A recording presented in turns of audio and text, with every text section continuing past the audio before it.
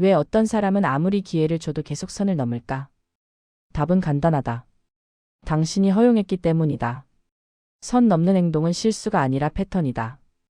한 번 선을 넘고 아무 일도 일어나지 않으면 그들은 다시 넘는다. 더 깊게, 더 자주, 더 당연하게. 당신이 참고 넘어가고 이해해주는 동안 상대는 당신의 경계를 지우고 있다. 이건 상대의 성격 문제가 아니라 구조적인 문제다. 당신이 어떻게 대응하느냐가 상대의 행동을 결정한다. 선을 넘는 순간 멈추지 않으면 관계는 무너진다. 서서히 조용히 돌이킬 수 없이 무너진다. 당신은 참을 수 있다고 생각하지만 참는 건 해결이 아니라 지연이다. 문제는 사라지지 않고 누적된다. 그리고 어느 순간 당신은 폭발하거나 무너지거나 도망친다. 손절은 감정이 아니라 생존이다. 당신을 지키기 위한 최후의 선택이다. 사람은 선을 넘을 수 있으면 반드시 넘는다. 이건 도덕의 문제가 아니라 구조의 문제다.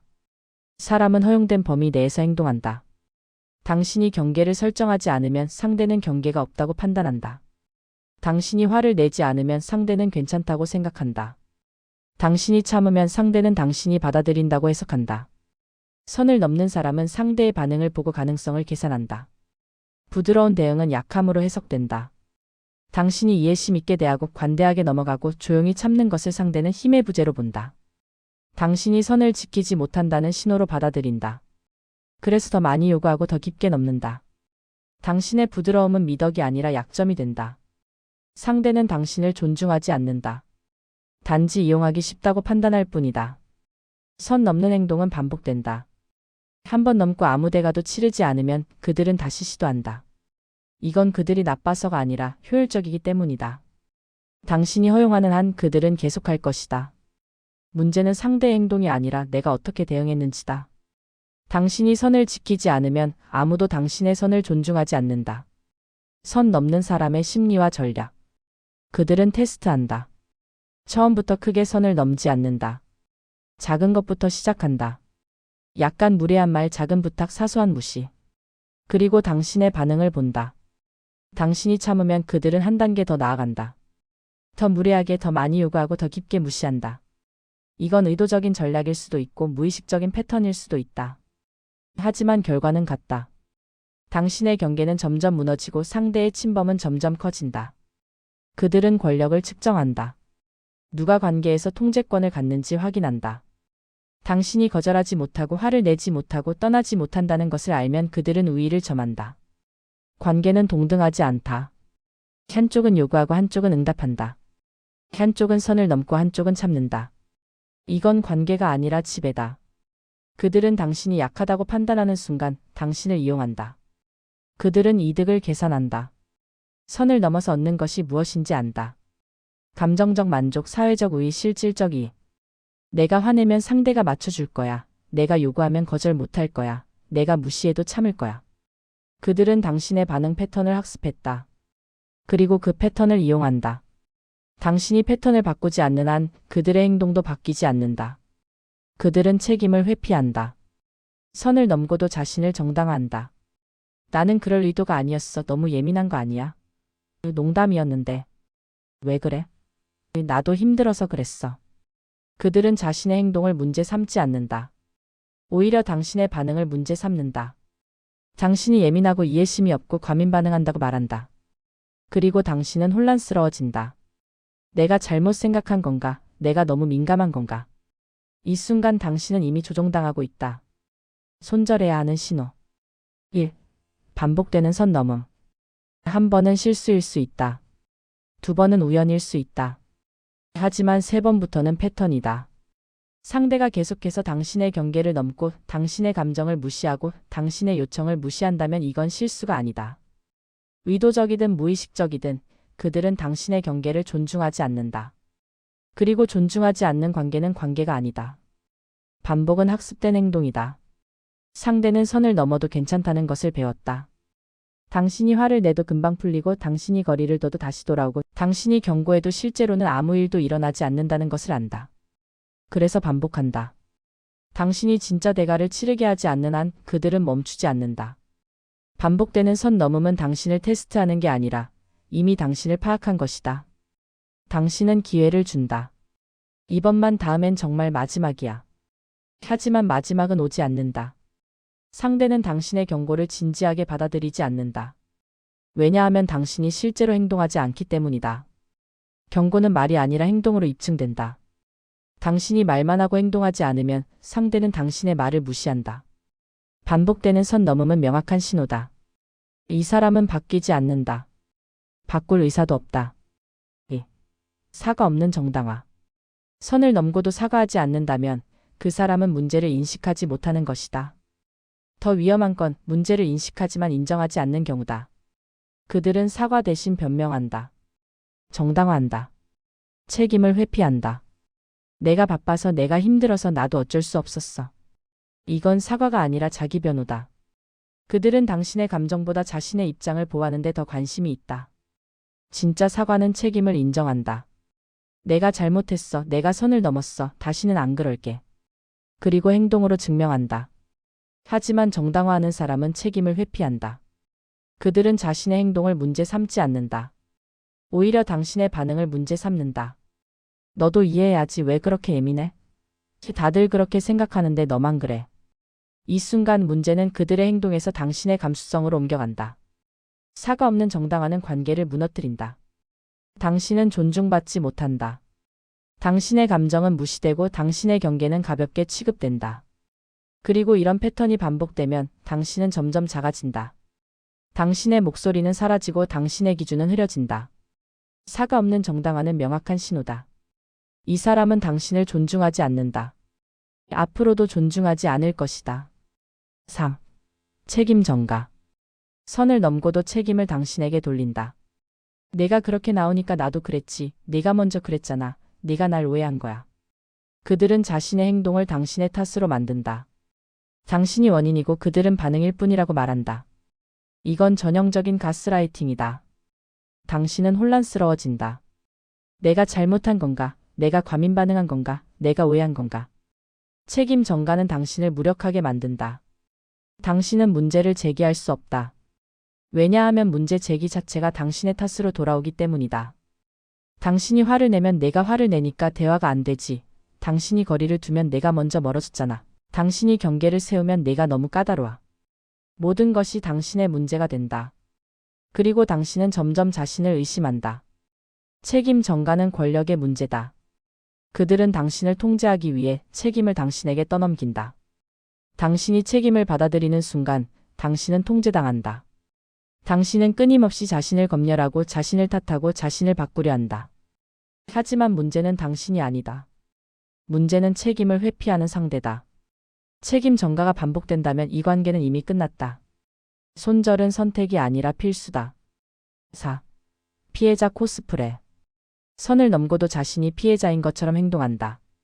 나도 힘들어. 나도 상처받았어. 나만 나쁜 사람이야. 그들은 당신의 분노를 자신의 고통으로 전환시킨다.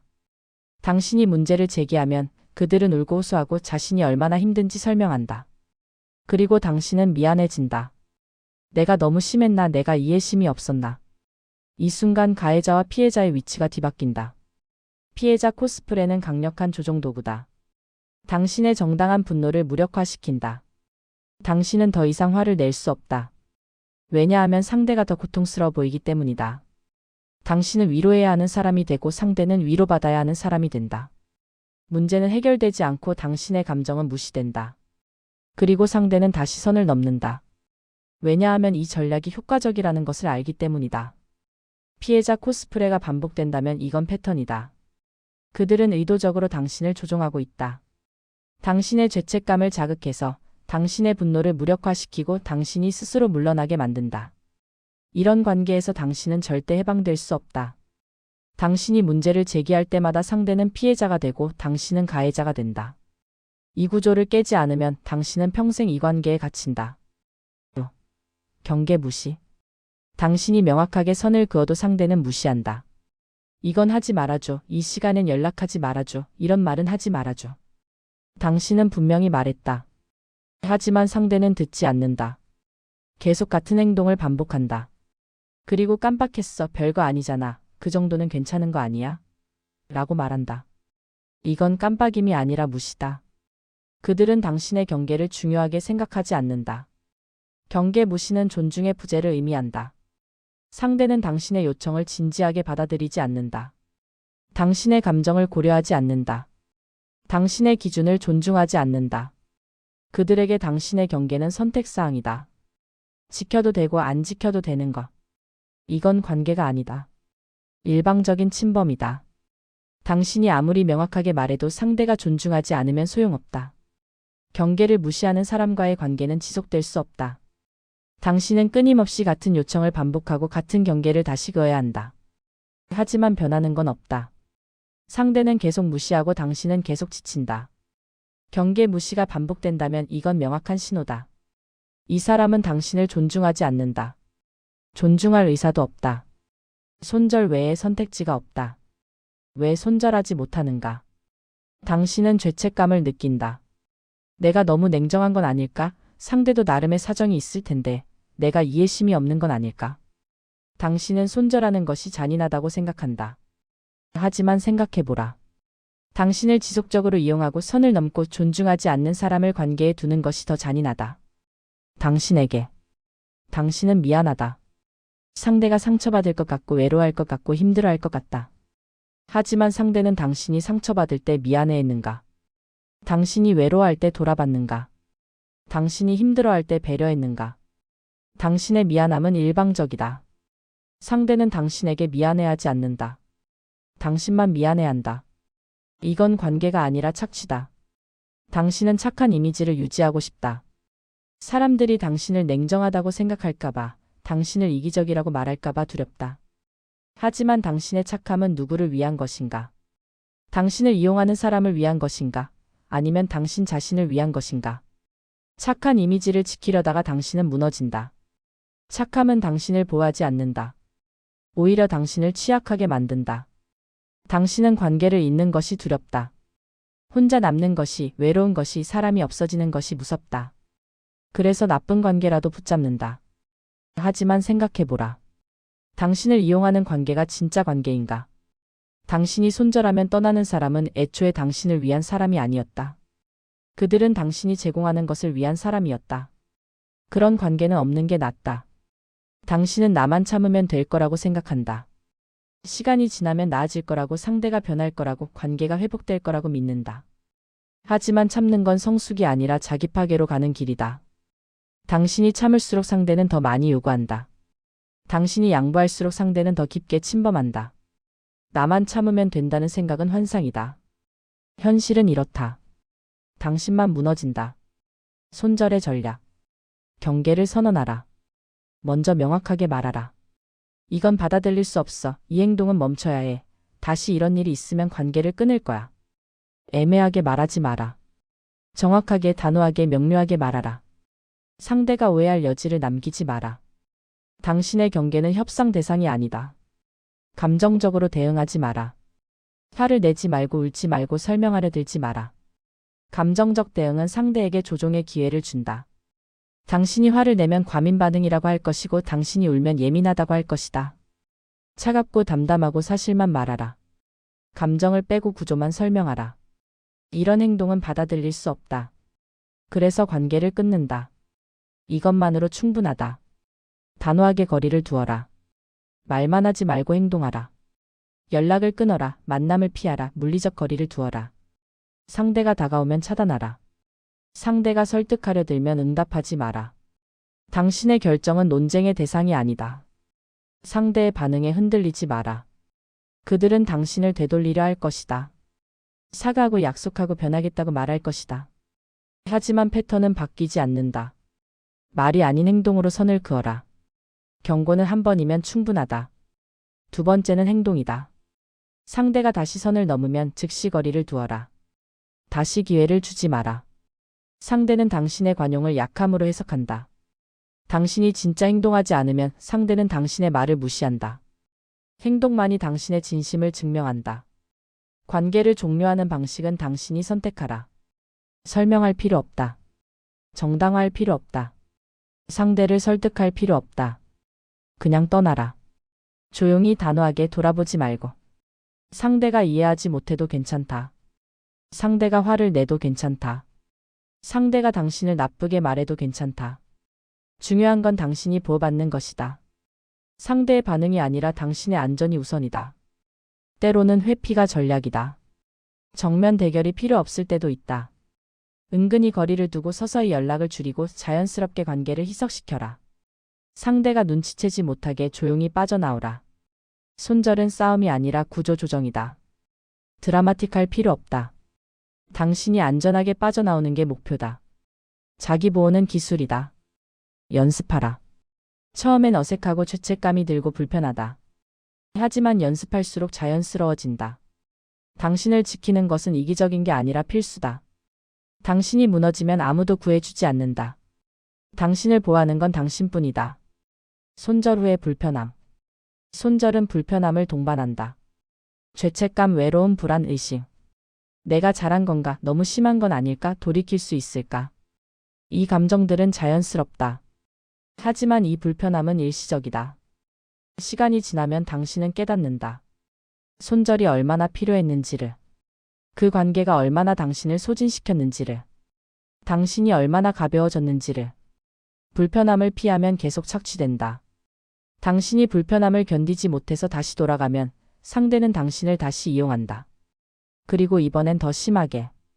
왜냐하면 당신이 돌아왔다는 것은 당신이 떠날 수 없다는 증거이기 때문이다.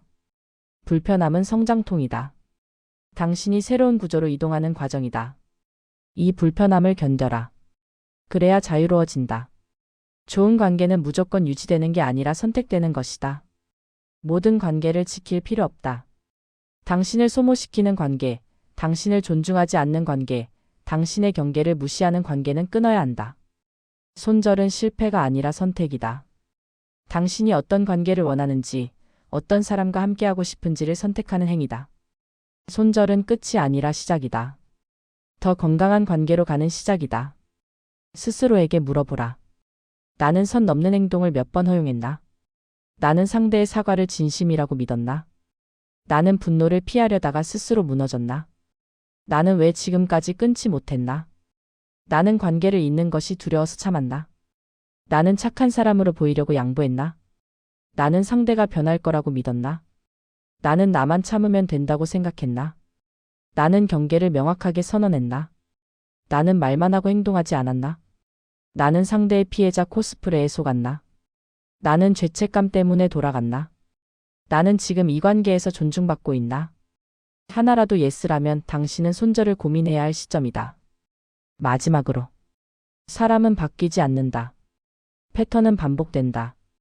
당신이 기대하는 변화는 오지 않는다. 상대가 이번엔 진짜야라고 말해도 변할게라고 약속해도 패턴은 돌아온다. 왜냐하면 그들은 변할 이유가 없기 때문이다. 당신이 계속 허용하는 한 그들은 계속할 것이다. 경계 없으면 관계는 무너진다.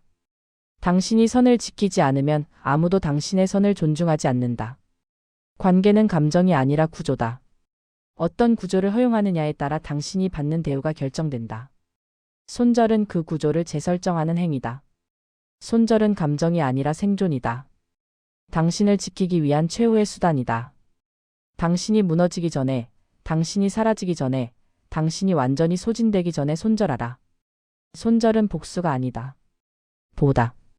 당신 자신을 보호하는 유일한 방법이다. 선을 넘었다면 관계는 끝이다.